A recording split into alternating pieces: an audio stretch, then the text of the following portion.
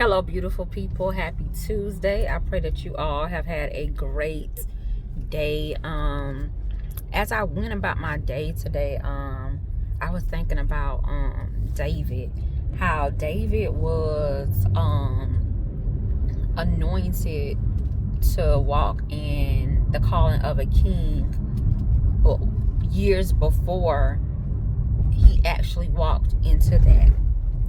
And so Samuel went to Jesse's house to anoint one of his sons, which we know is David, because the other sons wasn't who God wanted to anoint. He went to his house when David was 16 years old.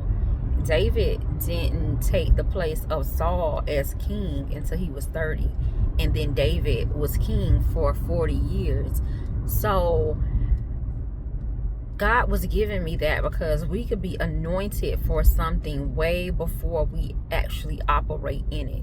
So we cannot despise or get upset or, lose hope when, we feel that God isn't moving in our timing, because his timing is perfect.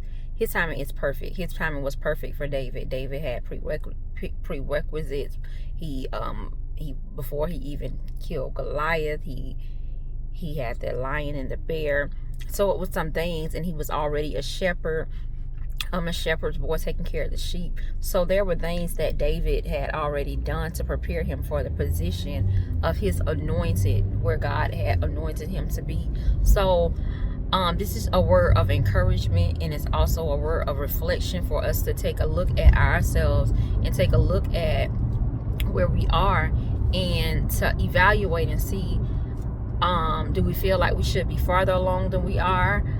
Do we feel like we should be in a place that we have not yet gotten into? And to just really trust God's timing. And that's one of the hardest things for I know myself to do, is to trust God's timing sometimes. But God's timing is perfect, because sometimes it seems like it takes years for us to get to where we think we should have been. But when we get at that place, we know that we trusted God all along to get us there. And sometimes it just we can lose hope in the waiting. But let me encourage you, the waiting is worth the wait, because David, he waited 14 years until he was able to be king. He was anointed. The oil was on his life. He was oily, but he waited 14 years till he actually was able to walk into what God had anointed him for. So this is also to let us know, so for us to walk in the anointing that God gives us wherever we are, no matter if we feel like we are at the destination, the place that God has promised us, still walk in the kingly anointing that he has placed on your life wherever you are, because at the end of the day, God has us everywhere we are for a purpose, for a plan, for a reason. He doesn't waste anything. And so just be encouraged to enjoy the journey as God positions us and as God prepares us, because as all the while David was waiting, Saul was still king, but he wasn't anointed to be king. So things had to transpire to get Saul out of the way. And that is just like our lives. Things have to transpire so God could move and shift and shake and move people out the way, to get us to walk into where he has called us to be. So I just encourage you, as I encourage myself, to trust God in the waiting.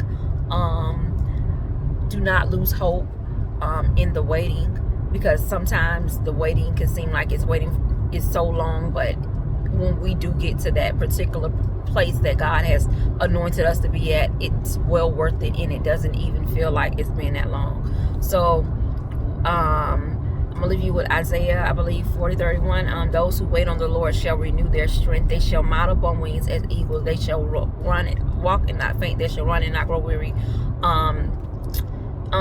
Read that for yourself. So as we're waiting, God is strengthening us in the way. Be encouraged, and you all have a blessed rest of your Tuesday. Bye-bye.